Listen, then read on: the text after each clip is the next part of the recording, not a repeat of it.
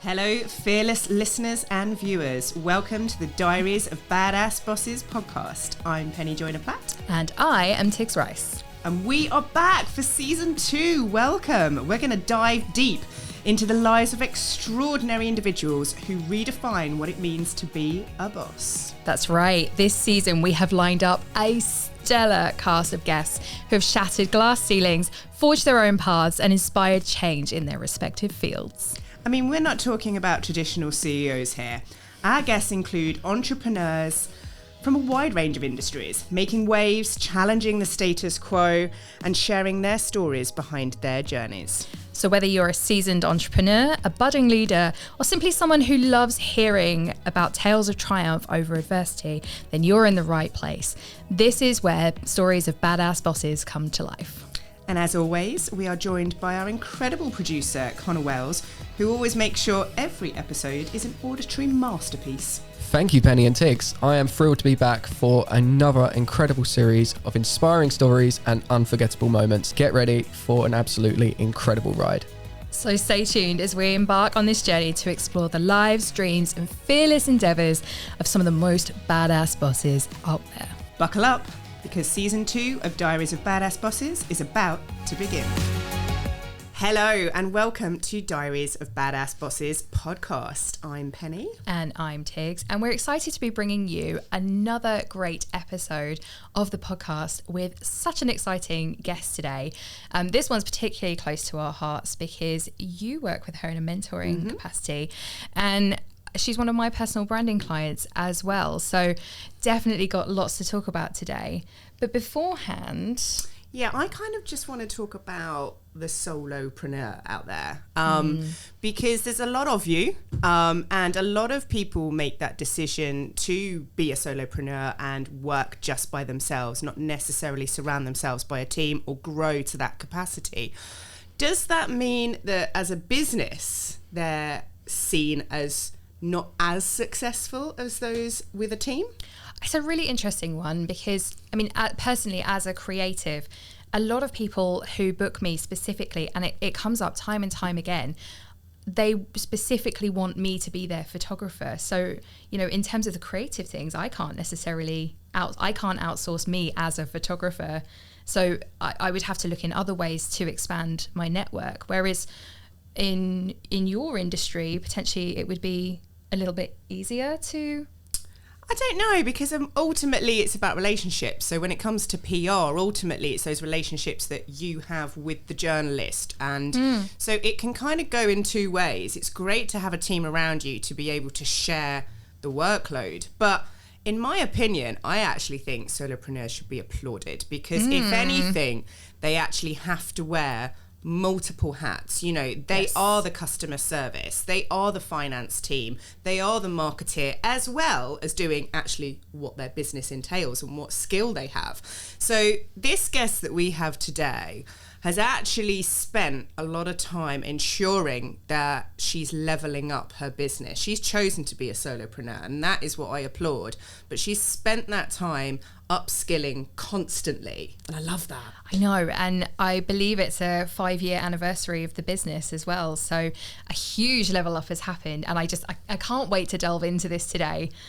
But one thing I did want to touch upon is the coaching side of it, though, because I think that is an element that a lot of businesses as well, when you don't necessarily have a team, you can actually outsource support elsewhere. And that's definitely another thing. So having worked with Tracy from the coaching side of it, it's actually something that I'm, truly love doing. I get a hell of a lot out of the coaching side of my business because I have to say, Tracy won't mind me saying this, but she is my A-star student, literally.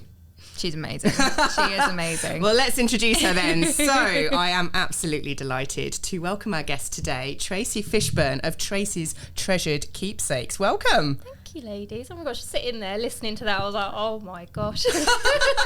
Stop now. Oh, we've got 45 minutes of this, love. So bed yourself in for this. I mean, it is such a pleasure to have you on today. So thank you very much for joining us. And I'm now going to embarrass you a little bit more as we kind of go into a lovely little intro for you. So We have a guest today that embodies the spirit of tenacity, creativity, and sheer badassery. We're thrilled to introduce you to the multi-award winning Tracy Fishburn of Tracy's treasured keepsakes. Tracy's story is nothing short of remarkable. She's the living embodiment of turning passion into profit. What started out as a side hustle and a hobby soon evolved into a full-time business that quadrupled her income in 5 years. Tracy's journey is a testament to the power of following your heart and believing in your dreams. She's not only a successful entrepreneur, but also an inspiration to anyone who dares to chase their entrepreneurial dreams. Tracy's Treasured Keepsakes is more than just a business. It's a story of transformation, resilience, and the relentless pursuit of excellence. Today, we'll delve into the pages of her diary to discover how she turned her passion into a thriving enterprise. Tracy, welcome to Diaries of Badass Bosses. I don't think we need to go on any further from there. I think we could just stop. She's like, stop, don't stop, don't stop. Don't stop, just keep going. Well, look, to our listeners and viewers, we want you to grab your favourite beverage, get comfortable and prepare to be inspired by our lovely Tracy Fishburn and her journey from side hustle to a thriving business. So, welcome. This is Diaries of Badass Bosses.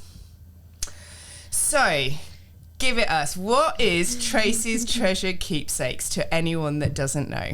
So I suppose in easy terms is I take your sentimental items of clothing, so whether it be those old baby clothes that you're tucking away in a cupboard, because we know all parents do it. We try not to, but we just can't bring ourselves to part with them.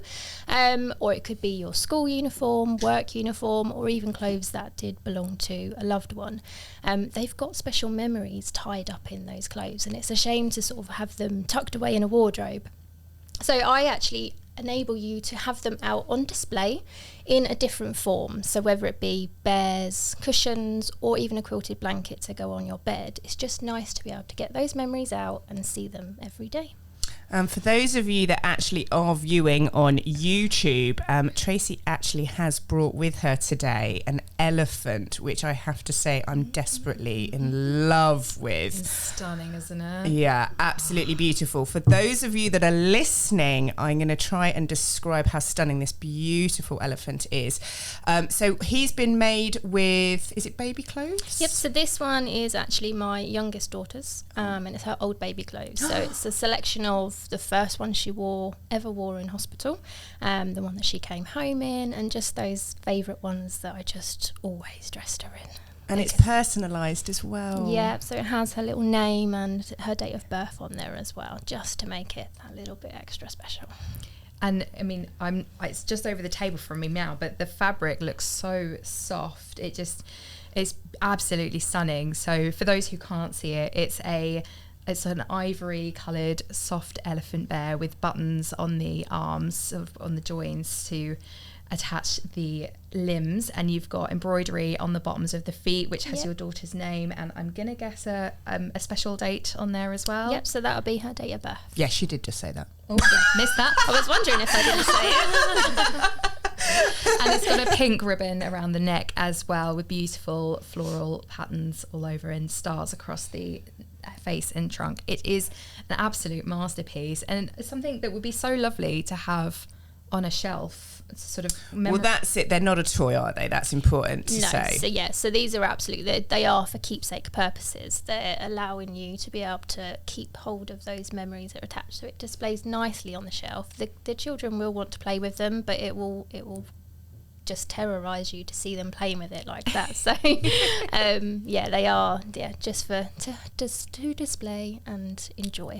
Oh, well, thank you very much for bringing him with you. We're going to say goodbye to Mr. Elephant for now, because we definitely still want to see Tracy on the screen.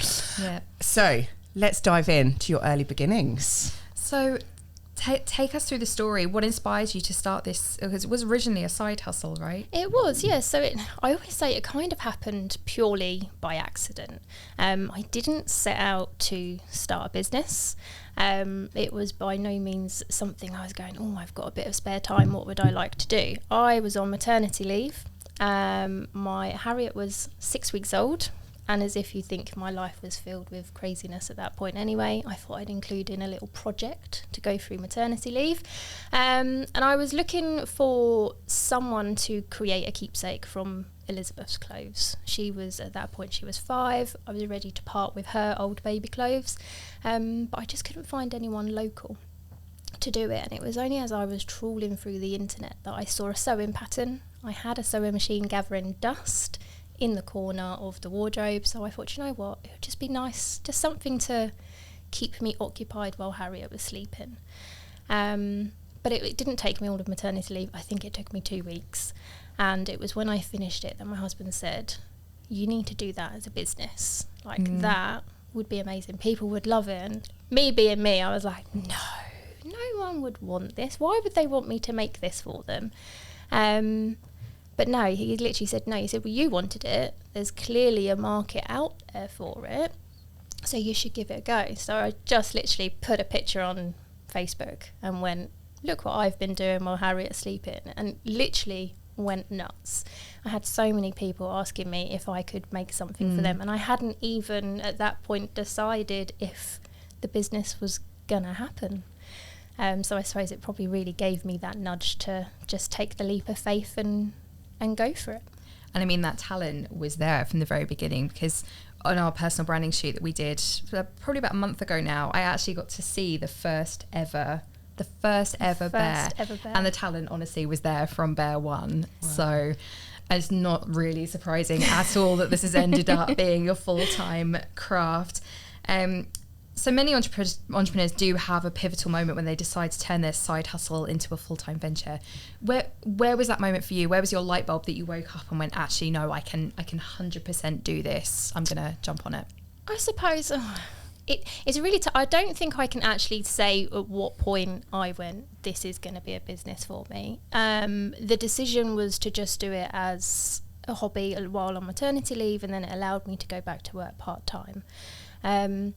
But I suppose the biggest point for me that made me think actually this could be quite a big deal was when I had someone get in touch and ask me if I could create something from her son's clothes.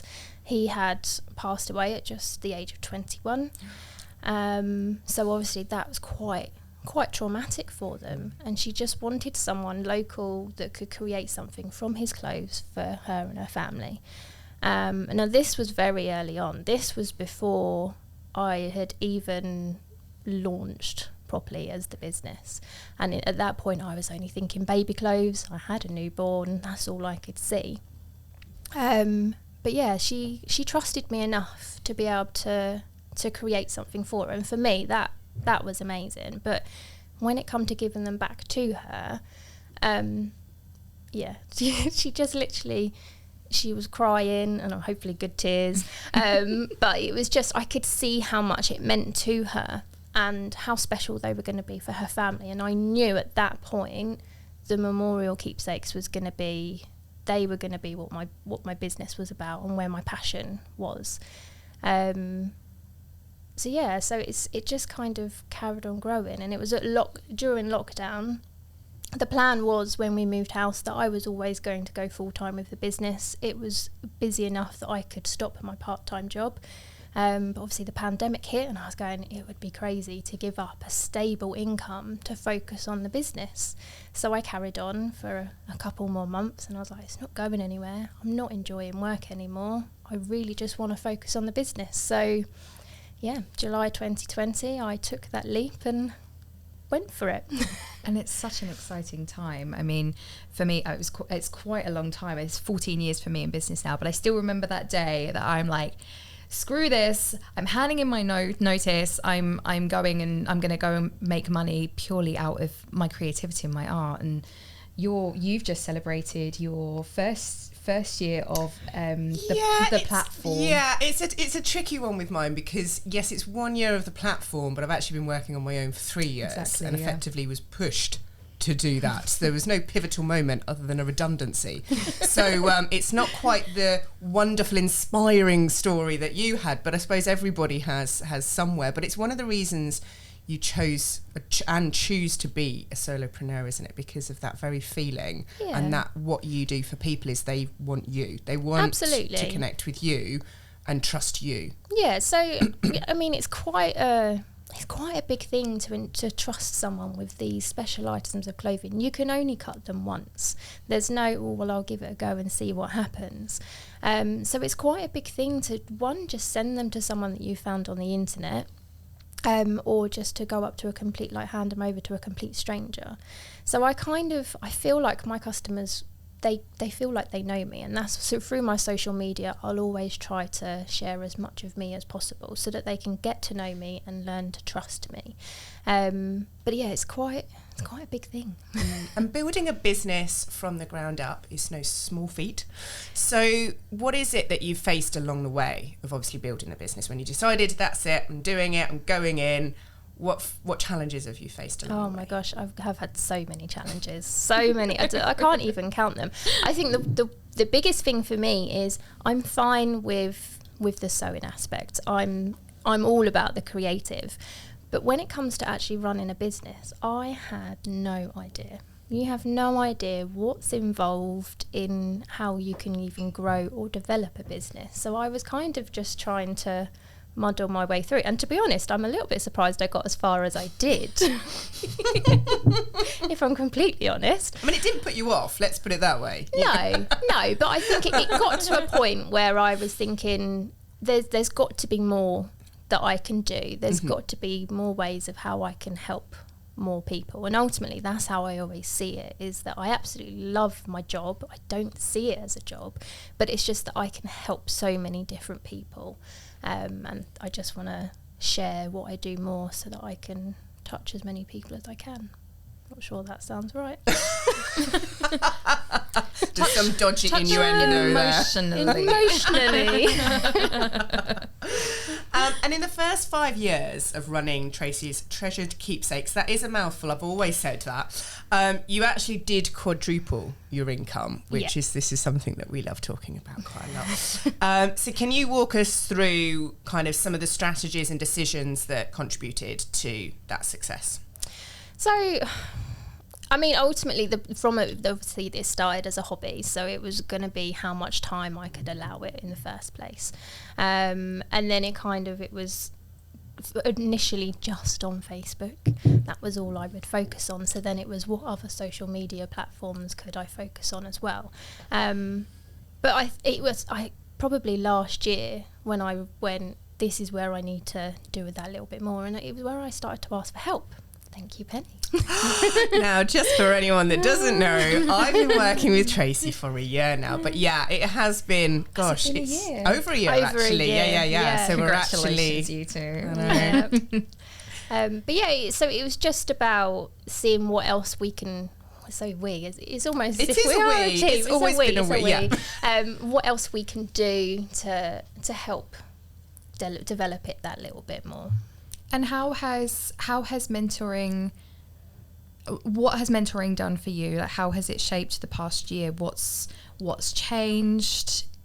I think it comes down to confidence. So I always knew that what I was doing was good, but it was about just having someone else say to you that you're doing a good job and you've done this really well, and just to give me the skills to develop it that little bit more. But yeah, confidence has definitely been the biggest part of it, I think. But yeah, just giving me the know-how that I'd never had and never even thought was out there is crazy. Like, yeah. You've achieved so much in the past year. Honestly, it's been such a pleasure watching your business grow and develop, and everything that you've managed to achieve, some of which we will definitely be getting to later in the podcast. But your work is not just a business, is it? Because it's a total labour of love for you. So how does your passion for your craft fuel your business, and how do you keep that passion alive? Just knowing that I'm helping someone. So if you can... Imagine someone's coming to collect something from your doorstep and you can see in their eyes how much it means. It just fuels everything, knowing how much I'm helping them.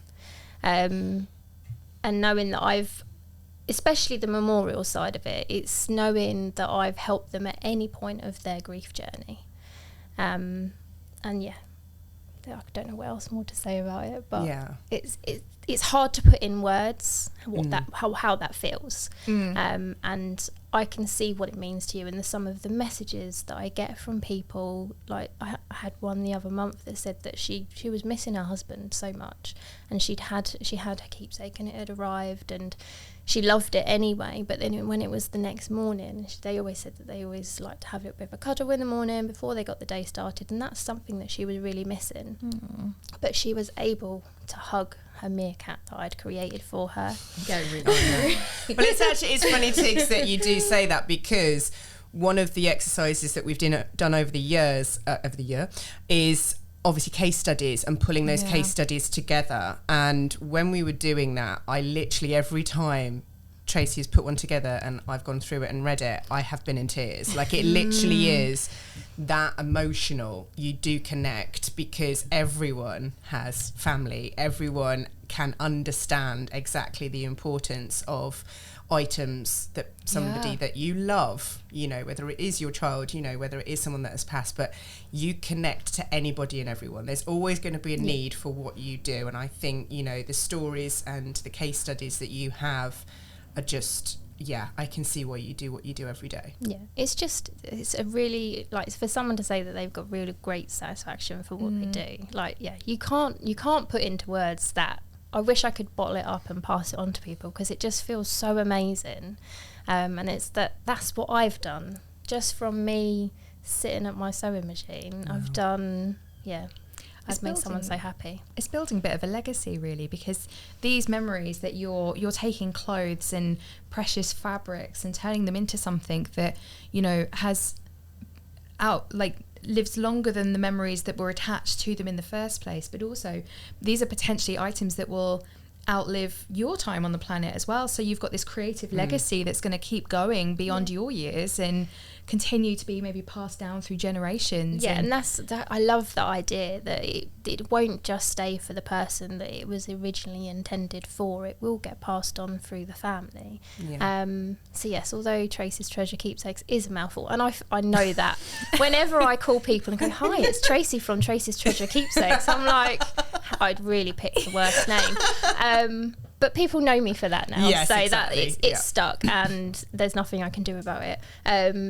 But you certainly won't forget me. That's for sure. It's very memorable. I mean, talking about recognition and awards, you've actually been up and won several this year. So another thing that we've been working on, Tracy and I, is obviously making sure that recognition is coming through for you. So can you tell us a little bit about the awards, what you've won, how you went about winning them? Because again, it's so important for any business to put themselves up for these awards, isn't it?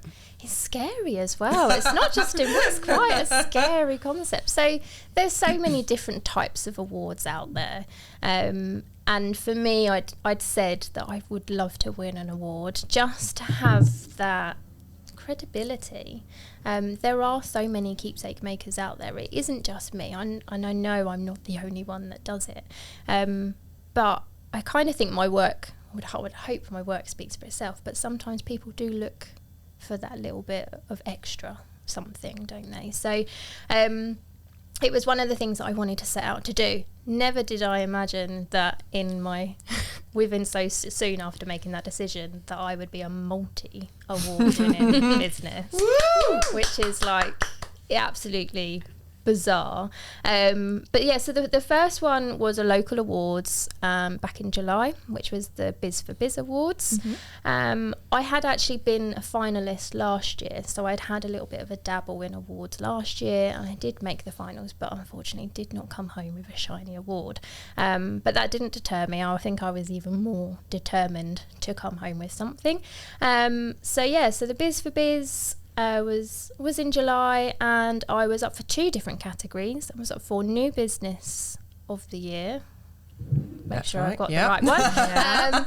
And Made in Hearts, I think the other one was. And it's funny. So the final was at Chewinberry Farm, and I was actually meant to be dancing on stage with my tap dancing class that I just do as a You little let bit the of a troop hobby. down. I did, and I was literally going backwards and forwards, going, which one shall I go to? Can I go to the dance show and then go to the awards? Can I split myself in two? And I made the decision, no matter how much it hurt me, I had to do it for my business. My business was ultimately the most important thing to do. And I'm really glad I did decide to go, because I come home with an award. I would have kicked myself if I'd won and not been there. But it was like a real Oscar moment. Like, if someone was filming it, I really wish they could have got that reaction, because there was like full hands over face and tears. Did you do the lovely. full crying acceptance speech? There was no acceptance speech, thank goodness, because I think I would have been like, thank you so much. But there was definitely tears, and the host had said to me, "Are you the Tracy? Are you like the Tracy in Tracy's Treasure Keepsakes?" And I was like, "I am the one and only Tracy." Yes, you are. So yes, it is me. Yes, you're meeting her. Yes, and I just think I was on cloud 9 for like a good couple of weeks afterwards. Oh yeah, you couldn't scrape her down, honestly. It was she was taking it in a handbag everywhere she went. You just kind Yes, of like you imagine what it would be like to have that title of an award-winning business. But yeah, to actually have one, and I actually have it on my windowsill in front of my sewing machine, so I see it every day. So every now and then I might just look up and go, "Oh yeah, that happened." And then there's another one sat in front of you right now as well. So this is the most recent one, so the Best Business Women Awards, and I was a finalist for the Best Creative Business. So if there was an award for me, I definitely felt like this was the one. So when I saw this category, I knew I had to go for it. But this one was a little bit different. So with the Biz for Biz, you got nominated, your customers voted for you, and then you got through to the finals, where you would meet with a panel of judges and hope you got across in that snippet of time what your business done. Whereas with the Best Business Women Awards, you had to do a full entry. There was no nominating, no voting, nothing. It was all just by what you submitted. So with the help of Penny, I feel Nice, like easy plug there. could not have done this one on my own. I think had I not been having any help at this point and was on my own, I probably wouldn't have even attempted it. Because it literally goes into so much detail about really your does. business. Yeah. It's no quick effort at all. It's not just a case of just answering a few questions. You had to submit so much stuff about the business, whether it be the figures, your evidence, case studies, and then answer the questions as well. I'm not very good with my words anyway. But it gave me a good insight into my business and made me think of where I want to go from here. So it wasn't just going to end there. So yeah, so this one was most recently. This one was at Wembley at the Hilton. It was a lovely hotel. It was, And yeah. you two showed up, because actually, Penny, you went along for I the did. evening as well. And if you check out, I believe they're on both of your socials.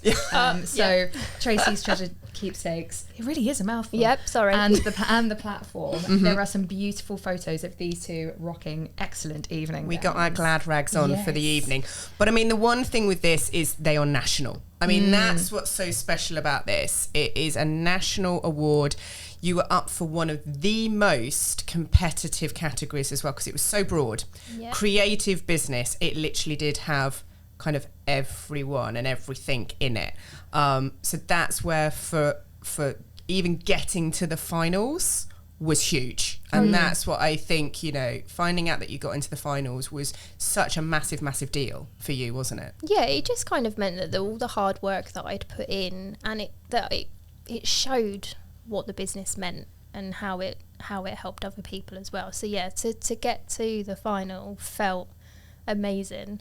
I remember actually getting the email. I was sat in the middle of a festival in a tent, and I was literally got this email, and I just screamed, and like the people I'd gone with, they were like, "What's wrong with you?" But they didn't get it, so I had to literally message Penny and go, "Penny, I'm in." I got messaged before the husband as well, which I'm very proud of. Oh, she's top of the I list. didn't tell him that. Now I'm so sorry. let the cat out of the So bag there. sorry about that. So it was just great to be amongst so many inspirational women in business. To then come home with the silver award was just even better. And it's quite early days. We're talking, this was literally a couple of weeks. Last month, yeah. It feels like ages ago, I know, but yeah. it probably was only 2 weeks. Yeah, 2 weeks ago. Yeah, we walked, It might be too early to ask this because it has only been 2 weeks, but what has becoming a multi-award winning business in the last couple of months, have you seen changes yet? Can you feel changes happening? What have these awards done for your business? So I think it's just built my confidence that yes, I can sew, and yes, I can create something, but yes, you can also run a business as well. And it's given me that extra fuel to keep going. And by winning an award, it then also meant, well, now I definitely need to up my game that little bit more and make sure that what I'm offering my customers is top dollar. Wow. Speaking of upping your game, you have been leaning into some excellent partnerships lately and really putting your brand out there. And partnerships in business can be so valuable. I understand that you've just announced your chosen charity for the year. Yes, yeah. So working with a charity was something I always wanted to do. I just wanted to... It's such a sentimental thing that I'm doing that I also just wanted to add an extra layer onto it and feel like I was giving back as well. So my chosen charity of the year is a local charity, which is Chums charity, who do some amazing work around mental health for young people and young adults. There's 5 different services that they do, but the thing that drew me to them was that they'd had a baby loss bereavement service, which is such a big part of my life and very close to my heart, that I knew that they were the charity that I wanted to support so that they could help other families go through the journey that I did alone. So yeah, it's lovely to know that they're going to have some help. And I've helped a little bit. If you're happy to talk about it just a little bit, just to touch upon for those people that don't know, that there is that personal connection, isn't there, for you? That's what you've gone through. Yeah, so after having Elizabeth, which was a very straightforward pregnancy, when we fell pregnant again, after trying for our second one, we did not think that anything bad would happen. You tell your friends and family, you're so excited, and then we went for that 12-week scan to then be told, we're really sorry, but there is no heartbeat. And that is probably the worst moment of my life. I can feel it again now. Even 5 years on, it never leaves you. And it just, it's such a heartbreaking thing. And to think that there are people going through it that don't tell anyone. I've always been very open about my journey, and I've always told people about it in the hope that it would help people open up and talk to people, because it can eat you alive. The things, the self-doubt you go through and the emotions. So it's just the hope that I can help someone. So the fact that Chums offer this service for people to open up and do exactly that is amazing. Sadly, that it didn't end there. The heartbreak did carry on, and I did lose another 2. But thankfully I do have my rainbow baby in Harriet, who has her own challenges, and she's a character, that's for sure. But I wouldn't change it for the world.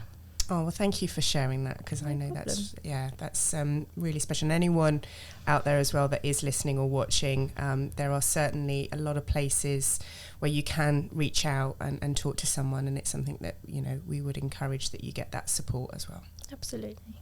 And what is the offer that you're doing with Chums? So their logo is an elephant.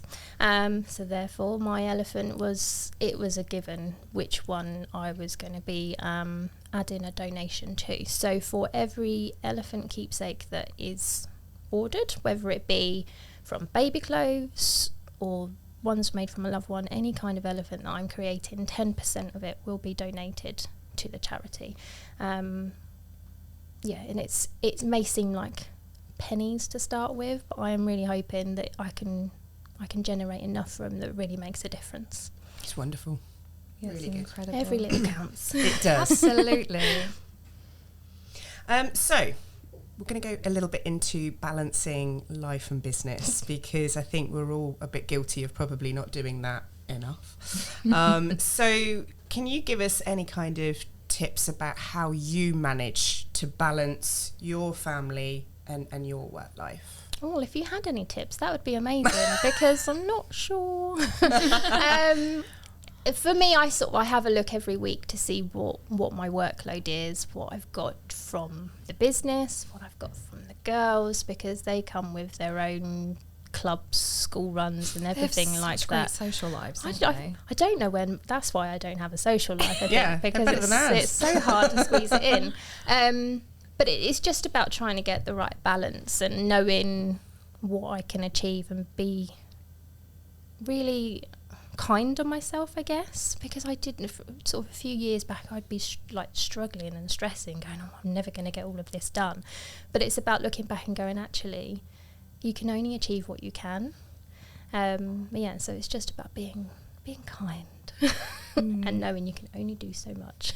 And you've got a studio at your house as well. You've got your own space where you can separate work from home as well. Yeah, so. but I'm not sure separate really works. So it's kind of, I have in my head that whilst the girls are at school, that's where I will focus on doing a lot of the sewing at the machine, and then once I've picked them up, then I'll come into the house with them and I'll do various different things, whether it be admin or stuffing bears and stuff like that, and then it's switching off at a certain time to allow time for them in the evening, and then once they're back in bed, those bears may be coming back out again. But I have been a little bit better more recently and trying to make sure I actually do give my time to just do nothing. And tap dancing. Yeah. And obviously, tap dancing. So Thursdays is literally like, sometimes it's a real effort to go. And I go, I have to drive all the way over to go there. But oh my gosh, I love it. And I just switch off. I think I have to, because concentrating on what my feet should be doing. And I say should because they're quite often not. And then you throw in the arms as well. If you then start thinking about what you should be doing, sewing a bear as well as trying to dance and put your arms in it, it's never going to happen. I do love a switch off hobby, like especially as a business owner, just that one thing that you commit to, that you're just like, right, for this period of time, I'm only going to think about, or in your case, what your hands and feet are doing. Do you have a thing that's like your No, not at the moment. I am just getting back into the gym, so I suppose for me that's kind of my switch off moment. I'm really into body balance at the moment, which is absolutely wonderful. I love starting my day with that. So I probably would say, because I'm ex-dancer as well, so for me I like body balance because it's a constant flow of movement, and that's what I love about it. So I would say those are my switch off moments at the moment. Yeah, I've always found, I've had to take a 2-year pause from lifting things because of my wrist, which is now pretty much almost there. But like, I always found that lifting things or doing something physical and like counting reps made me completely switch off. Imagine for Connor, it's probably the same as well, because you're quite heavy on the gym stuff as well, aren't you? I try to be. Excuse me. But I like the gym. A bit of like 30 minutes max incline on the treadmill, just walking, slow pace, podcast or lo-fi beats, and that helps me switch off. Listening to your favourite episode of Diaries of Badass Bosses, obviously. Exactly. Like and follow on Spotify. That's my switch off. Or just take the dog for a walk. Just like have a little scrap with the dog. It's good fun. Yeah. Nice. And sometimes it's needed as well, because you can get, running a business can get so chaotic sometimes, and there are times where I don't feel like going, but like I say, I feel so much better for it, and it gives you a clear head and you can see things better as well and give you better ways of working it. So it's definitely, if you can find something that you love to do as well, just as that your me time, Yeah, definitely. it's amazing.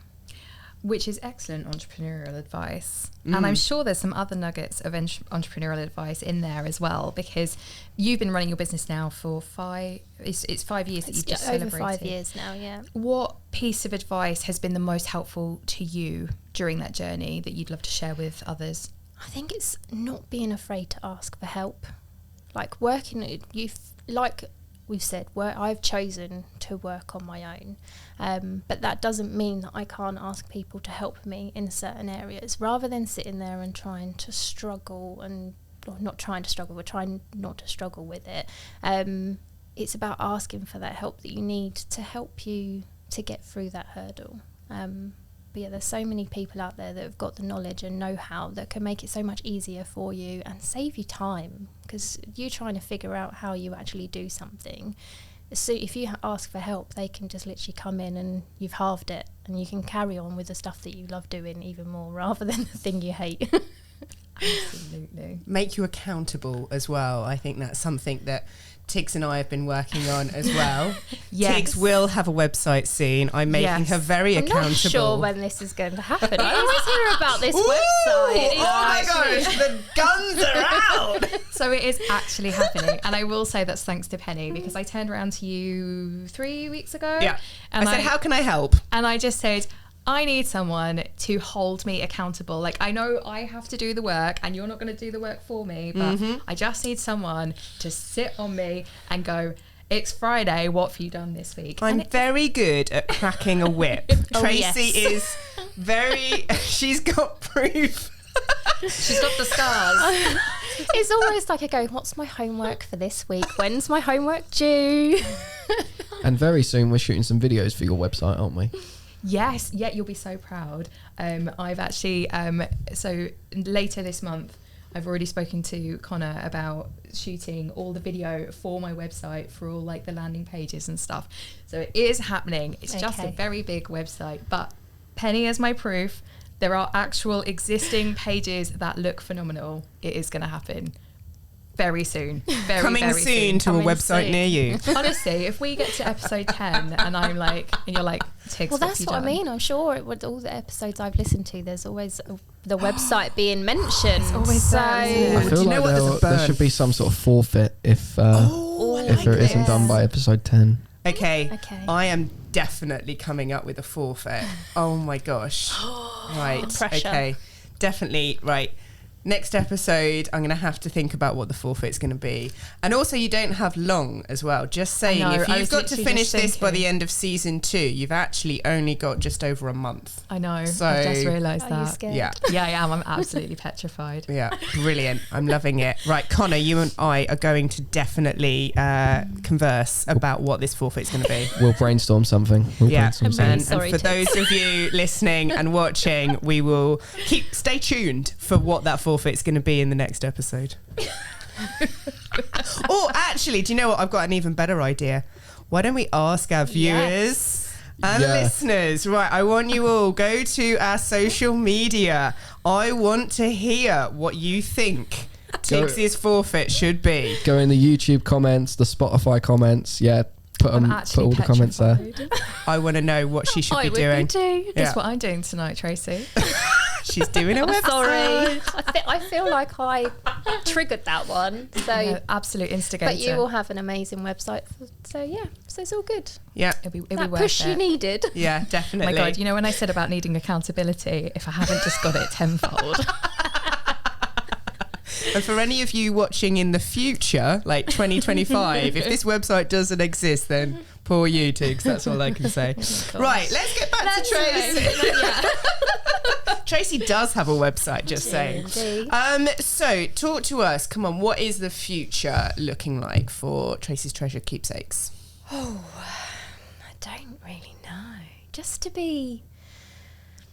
try and get my awareness out there that little bit more, and grow further. It will always be just me. The more and more I think about it, I do wonder if maybe Elizabeth, when she's older, she will come along and join me. Pass it down to the maybe family. become a family business. That would be wonderful. Yeah. If I feel like I could let go. Yes, the control. And your girls are very interested, because when you had your shoot again, it wasn't that long ago, but both girls were very interested in being involved, and they're so proud of what you do, aren't they? And that's what I love. I love that I'm showing them what it means to be successful, or just that you can do anything you put your mind to. And I love that they're seeing that. Elizabeth very much is very into the social media element of it, and she's always asking me how many views I've got on particular videos, or she keeps telling me my YouTube channel isn't that great because I haven't posted a video for ages, and I'm like, yeah, all right. I feel like you've got a social media manager being grown up through your ranks. I know. Yeah, you never know. But and I think that might be it, is that there's probably a different, I'm not sure if she'll ever be interested in the sewing element of it, but there may be something that she might want to help me. Marketing, yeah. Fabulous. So who knows, it may become a family business, and then I'll have an award for best family business. Love that. So we've got to the quick fire round section where we ask you a couple of questions where just give us the first thing that pops into your mind. So, what is your best business accomplishment? Oh, there's been so many, but it's just to be in business for someone who had no business knowledge whatsoever. To be here 5 years on is amazing, and to have awards. Can I have 2? Absolutely. And I've very much been enjoying the show and tell aspect of this podcast. Yes. This is one, if you're ever going to watch one on YouTube or Spotify video, this is the one. Yes, there has been a show and tell, definitely. Yes, I feel like I'm probably the only one that comes to meetings with bears and stuff in their bag and going, here's what I made earlier. Exactly. Here for it. Yeah. What is your favourite productivity hack?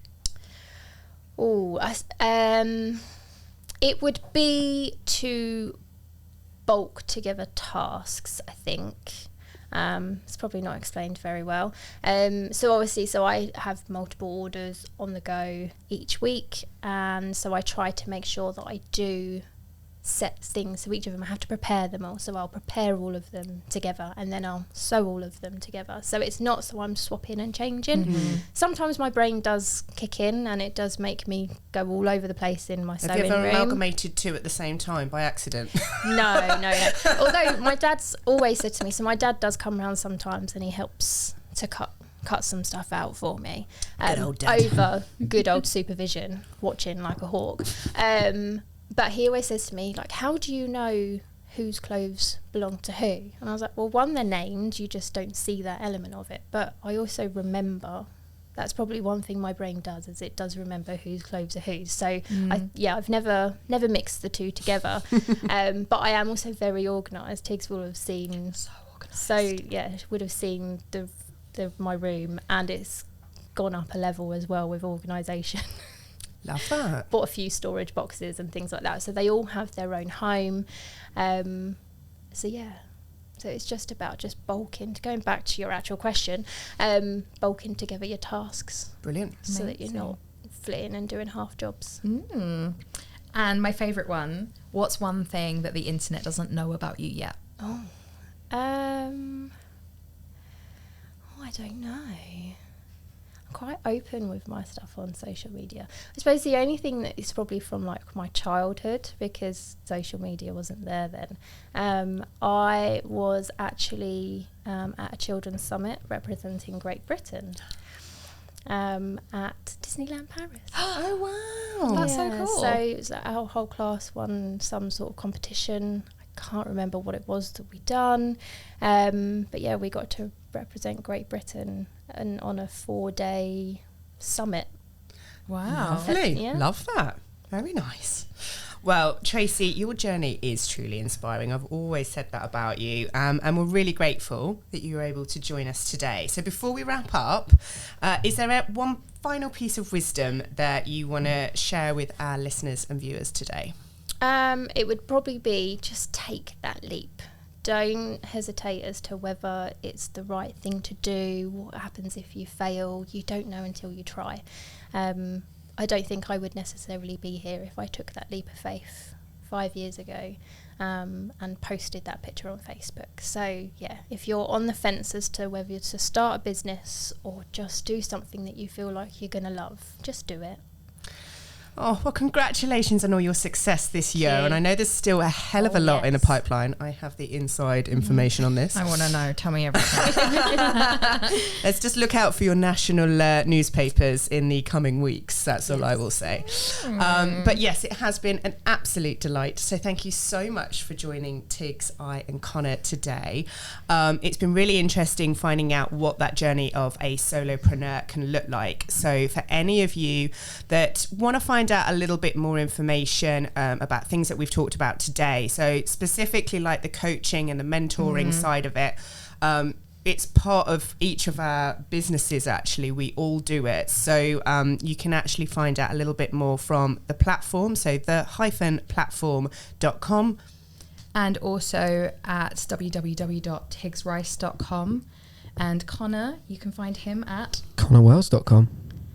Nice for and simple. all your Love video. that. Well, thank you so much for another amazing episode. I hope you've enjoyed it and got a lot from it. We have another exciting guest next week who actually set up their own franchise business. So I'm really excited to talk to him. That will be available next Wednesday. So please stay tuned. Make sure you've got us followed, subscribed, so that we show up in your feed next week. And we will be back with another episode of Diaries of Badass Bosses. See you then.